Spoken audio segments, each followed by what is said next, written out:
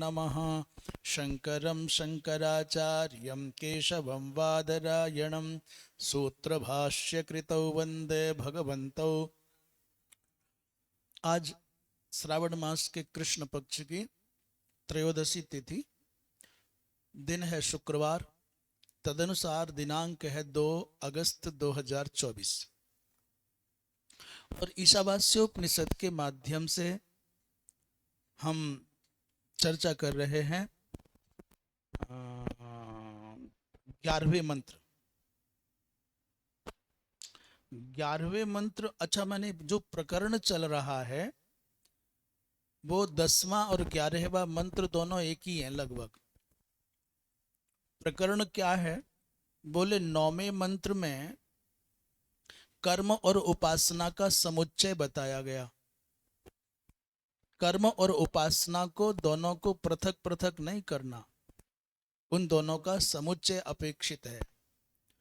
तो फिर ये 10वें मंत्र में क्या बोले? 10वें मंत्र में अन्य देवाहुर विद्यया अन्य दाहुरविद्यया, इसके माध्यम से माने कर्म और उपासना के समुच्चय का फल 10वें मंत्र में और 11वें में। आज 11वां चलेगा। तो अर्थात कर्म और उपासना का समुच्चय 9वें मंत्र से बताया गया।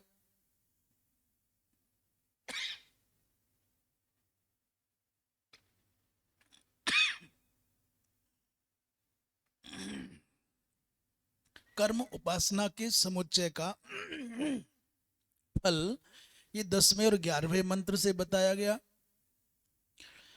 कहते 12वें मंत्र में व्यक्त और अव्यक्त की उपासना का समुच्चय दिखाया जाएगा। फिर भी जल तो लाके रख ही दो। व्यक्त और अव्यक्त की उपासना का जो फल है वो 13वें और 14वें मंत्र में दिखावेंगे। तो अभी आज पहले 11वें मंत्र पर विचार कर लेते हैं।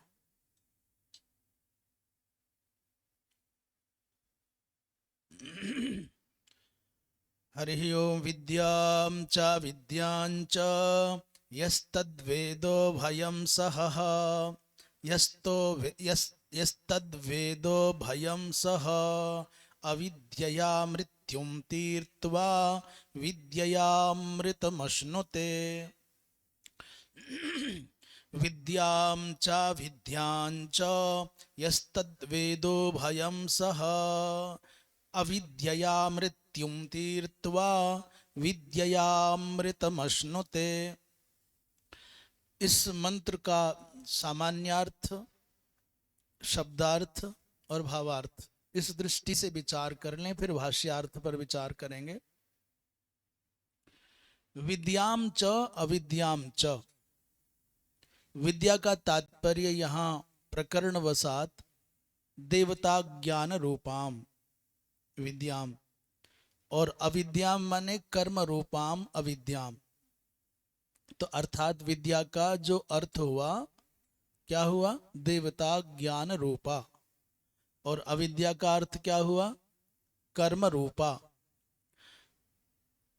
यस्तत्वेदो भयम सह, यह माने जो कोई साधक, जो कोई जिज्ञासु इन दोनों को एक साथ जानता है। वेद उभयम सह, वेद माने जानता है, उभयम माने दोनों को, विद्या और अविद्या को, सह माने साथ साथ। तो कहते हैं अविद्या मृत्युम तीर्थवा, तो वो अविद्या के माध्यम से मृत्यु को पार करके विद्या के द्वारा अमृतत्व को प्राप्त कर लेता है।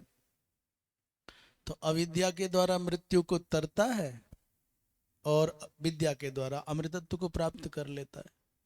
अभी तक जो ईशावास्योपनिषद का ये डिमडिम घोष है कि अविद्या के द्वारा मृत्यु को तरता है, ऐसा अभी तक किसी और वेदांत के ग्रंथ में ये बात आई नहीं है। क्यों? बोले अविद्या के द्वारा मृत्यु को तरना कहाँ लिखा है? अविद्या के द्वारा तो नरकादिक लोकों की प्राप्ति कहा है। प्रथमतया ईशावास्योपनिषद ने उद्घोष किया, बोले अविद्या के द्वारा मृत्यु को तरा जा सकता है। अविद्या के द्वारा मृत्यु को तर करके विद्या के द्वारा अमृतत्व को पाता है। अभी तक कहीं ये हमारे सुनने में नहीं आई। अविद्या से मृत्यु को तरा जाएगा।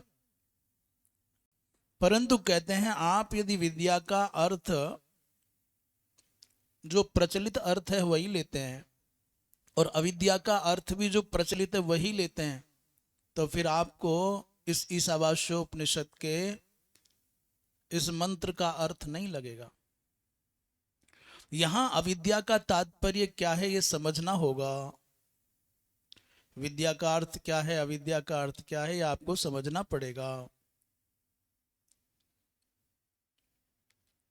तो क्या है उसकी ओर जाते हैं, भाष्य की दृष्टि से विचार करते हैं, तब बात स्पष्ट हो जाएगी। यत एवं अतो विद्याम च अविद्याम च, देखें भाष्य देखें, यत एवं अतो विद्याम च अविद्याम च देवता ज्ञानम कर्म च इत्यर्थः। तो विद्या का अर्थ क्या हुआ? बोले देवता ज्ञान। और अविद्या का अर्थ क्या हुआ? बोले कर्म। भाष्यकार ने उत्तर कर दिया, विद्या का तात्पर्य देवता ज्ञान और अविद्या का तात्पर्य कर्म। यस्तत् एतत् उभयम सह एकेन पुरुषेण अनुष्ठेयं वेद तस्य एवं समुच्चयकारिणः एव एक पुरुषार्थ संबंधः क्रमेण स्यात् इत्युच्यते।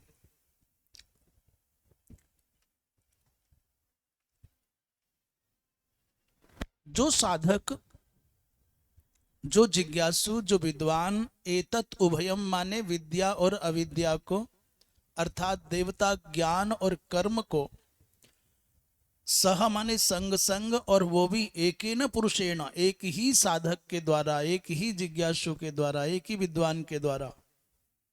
ऐसा नहीं कि विद्या का आश्रय कोई और ले और अविद्या का आश्रय कोई और ले, नहीं नहीं, दोनों का आश्रय एक ही व्यक्ति, और ये समझता है कि एक के द्वारा ही अनुष्ठेय है, ऐसा जो जानता है, उसी समुच्चय करने वाले के लिए एक पुरुषार्थ संबंध क्रमेण स्यात्। तो ये जो समझता है कि दोनों का समुच्चय अपेक्षित है, दोनों को एक साथ देखता है, विद्या और अविद्या को, विद्या माने देवता ज्ञान रूपया, ज्ञान रूपा, और अविद्या माने कर्म रूपा, तो एक पुरुषार्थ का संबंध मानता है, क्रम से मानता है, उसी को स्पष्ट आगे कर रहे हैं। अर्थात यहाँ विद्या और अविद्या का, कर्म और देवता ज्ञान रूप उपासना का समुच्चय अपेक्षित है। क्या उत्तर दे रहे हैं? बोले अविद्या कर्मणा अग्निहोत्रादिना। तो जो बात कही थी कि अविद्या के द्वारा मृत्यु को तरा जाता है, ये बात अपने आप में अबूझ पहेली जैसी थी। बड़ा आश्चर्य लगता है सुनकर के कि अविद्या से मृत्यु को तरा जाता है, जबकि अविद्या तो मृत्यु की प्रदायिका है, जो सामान्य वेदांत का सिद्धांत है। परंतु वहां अविद्या का अर्थ कुछ और है और यहां अविद्या का अर्थ कुछ और है। यहां क्या अभिप्रेत है अविद्या का अर्थ? बोले अविद्या माने कर्मणा। कर्म क्या? बोले अग्निहोत्र आदिना। यहां अग्निहोत्र को कर्म के रूप में स्वीकार कर रहे हैं, आदि को, और उस कर्म को ही अविद्या शब्द के द्वारा कहा जा रहा है। अर्थात सीधा अर्थ करें यज्ञादिना, यज्ञ रूप अविद्या के द्वारा, यज्ञ रूप कर्म के द्वारा मृत्यु को पार किया जा सकता है, मृत्यु के बंधन से बचा जा सकता है। तो मृत्यु का तात्पर्य क्या है महाराज? यहां मृत्यु भी संसार में जो प्रसिद्ध है, शरीर त्याग रूप मृत्यु, प्राण त्याग रूप मृत्यु, लोकांतर इस संसार को छोड़ करके लोकांतर, कहते हैं वो यमलोक के पथ का पथिक हो गया, आदिक आदिक। यमावासा तिथि, यमावासा तिथि माने यम के आवास का अतिथि बना दिया या बन गया। करे मृत्यु का तात्पर्य यहाँ पर स्वाभाविकम कर्म ज्ञानम च मृत्यु शब्द वाच्यम। मृत्यु शब्द से क्या अर्थ लिया है यहाँ पर? ये जो हम विविध प्रकार के कर्मों का संपादन करने में लगे रहते हैं और तत्कर्म संबंधी जो बोध है उसी का नाम मृत्यु है। अच्छा, जो कुछ करोगे ये सब, इसका परिणाम क्या आएगा? या तो संसार में मनुष्य की मुक्ति होगी या फिर संसार में मनुष्य की मृत्यु होगी। तीसरा तो कुछ होगा नहीं। या तो मनुष्य मरता है या मुक्त हो जाता है, तीसरा कुछ होता है क्या? इसलिए भाष्यकार की भाषा में बड़ी गंभीरता के साथ में हमारे मौलिक सिद्धांत का ही दर्शन हो रहा है। जो मुक्त हो जाते हैं उनका पुनर्जन्म नहीं होता, और जो मरते हैं उनको बार बार आना पड़ता है। तो तात्पर्य क्या है यहाँ? मृत्यु शब्द का अर्थ कह रहे स्वाभाविकम कर्म, और उन कर्मों के संपादन की प्रक्रिया का बोध, ये ज्ञान, ये दोनों मृत्यु शब्द वाच्य हैं। मृत्यु इसलिए कह रहे हैं कुछ भी कर लो मरना ही होगा, और यदि मरने से बचना चाहते हो तो करने से बचो। भैया, मरने से बचना चाहते हो तो करने से बचो, करोगे तो मरोगे। कुछ समझ में आ रहा है? जब तक करोगे कुछ भी, माने पुण्य करो या पाप करो, जाओ, तुमको कोई बचा ही नहीं सकता है। मर के चाहे स्वर्ग जाओ चाहे नरक जाओ, करोगे तो मरोगे। जैसे कहते करोगे तो भरोगे। बोले मुक्ति कैसे होती है? बोले करना छोड़ दो। करना छोड़े बिना मुक्ति संभव नहीं है इस संसार में, किसी भी स्थिति में। क्या करना छोड़ना है? बोले सामान्यतया जो दृष्टि में आ रहा है कुछ करना धरना, जो सामान्यतया देखने में आ रहा है, वो तो आपसे रुके नहीं। जब तक शरीर में प्राण है तब तक न भोजन रुकेगा, न आपका श्वास रुकेगा, न आपका पानी पीना रुकेगा, और कुछ नहीं रुक सकता। सोना जगना खाना पीना सब करना ही होगा। करना होगा माने होता ही रहेगा जब तक शरीर है। वो बात एक अलग है। कुछ कोई महापुरुष सुनने में आता है कि 2-4 वर्ष तक केवल वायु पी करके रह जाते हैं, कोई जल पी करके रह जाते हैं, कोई सूर्य की किरण मात्र पी करके रह जाते हैं, कोई चंद्रमा की किरण मात्र पी करके रह जाते हैं। हाँ, शास्त्र में उल्लेख है, शास्त्र में उल्लेख है। सूर्य की किरणों का पान करने मात्र से ही उनके शरीर को जीवन जीने के लिए पोषण मिल जाता है।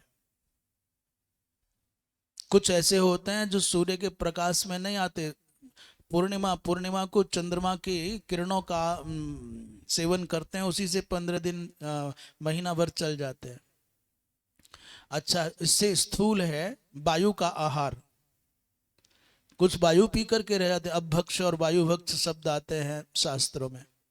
उससे स्थूल आहार है जल का आहार, उससे स्थूल आहार है दुग्ध आदि का, घृत आदि का, मधु आदि का। उससे भी स्थूल आहार है पत्ते खाना, फल खाना। उससे भी स्थूल आहार है फिर अन्नादिक खाना। और जो आजकल फलाहार के नाम पर प्रसिद्ध है वो तो अन्नाहार से भी अधिक भारी पड़ता है। तो किसी किसी को लगता है रोटी नहीं खाएं तो दिन बेकार, जीवन बेकार, खाली हो गया। देखो हुआ ही नहीं आज तो, कुछ खाए नहीं। और किसी किसी को वो, आप ये कक्षाएं हैं, सब शरीर को पोषण मिलने की कक्षाएं हैं। तो आश्चर्य नहीं करना कि कोई बिना पानी पिए कैसे रह सकते हैं, कोई बिना अन्न खाए कैसे रह सकते हैं। रह सकते हैं। विचित्रताओं भरी सृष्टि है, इसमें कुछ भी संभव है। तो मृत्यु शब्द का अर्थ क्या हुआ? बोले स्वाभाविकम कर्म, और उन कर्मों के संपादन का जो बोध है वो। इसी चक्कर में कह दिया करोगे तो मरोगे। और मुक्ति किसकी होगी? बोले जो करना छोड़ देगा उसको मुक्ति हो जाएगी। अर्थात कर्माभिमान का परित्याग जैसे हो जाएगा, पुण्य पाप करने में अभिनिवेश वृत्ति जैसे निवृत्त हो जाएगी, वैसे ही आपके मुक्ति का पथ प्रशस्त हो जाएगा। जब तक कर्तृत्व है तब तक भोक्तृत्व है। जब तक कर्तृत्व का अभिमान है तब तक आपको भोगना ही होगा, चाहे शरीर में भोगो, चाहे इंद्र के शरीर में भोगो, और चाहे गर्दभ के शरीर में रह करके भोगो, आपको कर्मफल भोगना पड़ेगा। भोगना कब पड़ेगा? जब कर्म करोगे और करने को अपने द्वारा किया गया मानोगे। मैंने किया, मैंने उठाया, मैंने बिठाया, मैंने गिराया, मैं करता हूँ, मैं पालता हूँ, मैं ना हूं तो ये ना हो, मैं पढ़ाता हूँ, मैं सुनाता हूँ, आदि आदि। तो यहां तात्पर्य मृत्यु शब्द से क्या हुआ? बोले कर्म और तत्संबंधी ज्ञान ही मृत्यु शब्द वाच्य है। करोगे तो फिर मरोगे। और मुक्ति कब होगी? जब कर्तृत्व का अभिमान चला जाएगा।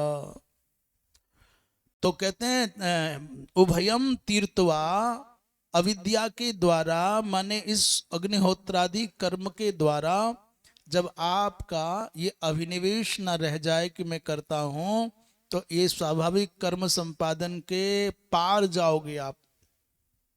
अग्निहोत्र से क्या सीखा जाता है? त्याग सीखा जाता है। अग्निहोत्र से क्या सीखा जाता है? यज्ञ करने से। इसलिए अंग्रेजी में यज्ञ का पर्यायवाची क्या है? बोले सैक्रिफाइस। कोई दूसरा शब्द ही नहीं है, या फिर यज्ञ ही बोलेंगे। अंग्रेजी में यज्ञ करने को क्या कहते हैं? सैक्रिफाइस। दूसरा कोई शब्द नहीं है, या फिर याग ही लिखेंगे जो कि तो। और याग शब्द का जो अर्थ किया है देवतोद्देशेन द्रव्य त्याग। याग शब्द का अर्थ क्या है? बोले देवता के उद्देश्य से द्रव्य का त्याग यज्ञ है। देवतोद्देश्य न, देवता के उद्देश्य से द्रव्य का वो विधि विहित मंत्रों के द्वारा, विहित अग्नि में, विहित मुहूर्त में, विहित प्रक्रिया से जो हवन किया जाता है उसका नाम यज्ञ है। तो माने अंततः सिद्ध हुआ कि त्याग ही यज्ञ है। तो कहते हैं यहां पर तीर्थवा माने जब तक आप इस मृत्यु शब्द वाच्य उभय माने कर्म और तज्जन्य जो ज्ञान है, देवता विषय ज्ञान, इससे पार कैसे जाओगे? बोले अग्निहोत्रादि कर्म के द्वारा ही पार जा सकते हो। अतिक्रम्य, जब आप इस प्रकार कर्माभिमान और देवता विषय ज्ञानाभिमान से पार गए, तो विद्या के द्वारा फिर क्या होगा? बोले देवता ज्ञानेन, विद्या के द्वारा देवता ज्ञान प्राप्त करके अमृतत्वम अर्थात देवतात्म भावम अश्नुते। अमृतत्व शब्द का अर्थ यहां पर बहुत प्यारा कर रहे हैं। अमृतत्व प्राप्त होता है माने क्या? विद्या अमृतम अश्नुते, बोले देवतात्म भावम अश्नुते।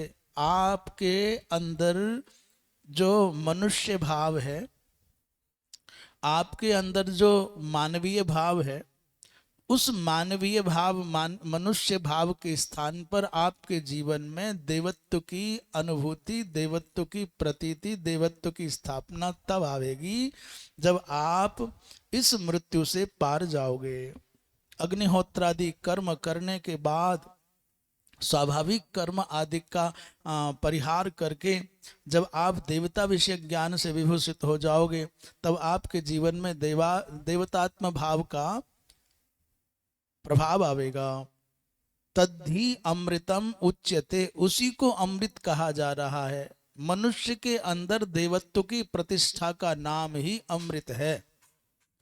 यद देवतात्म गमनम, महाराज ये देवत्व भाव की प्राप्ति को ही अमृत कहा जा रहा है।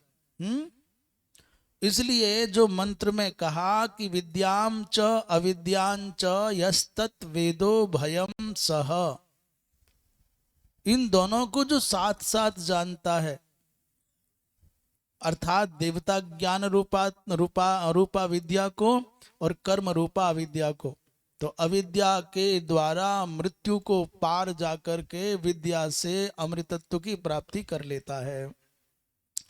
तो मृत्यु माने उभयम तीर्थवा।